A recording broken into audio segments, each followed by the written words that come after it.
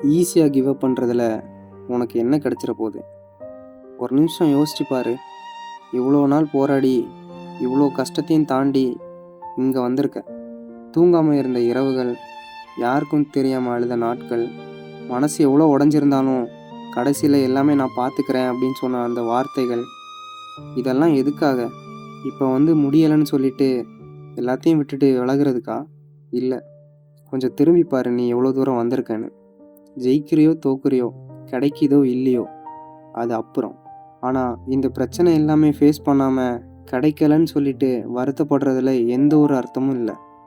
ஒரு கை பார்த்துடலாம், வாழ்வா சாவான்னு. உன்னோட கனவுகளை உன் பயம் கொஞ்சம் கொஞ்சமாக கொண்டுக்கிட்டே இருக்குது. அதெல்லாம் விட்டுட்டு நம்பிக்கையோடு இன்னொரு அடி எடுத்து வை. ஏன்னா கடைசி வரைக்கும் போராடுறவங்களுக்கு தான் வாழ்க்கை சில நேரம் அதிசயங்களை காட்டும். புரிஞ்சு நடந்துக்கோங்க.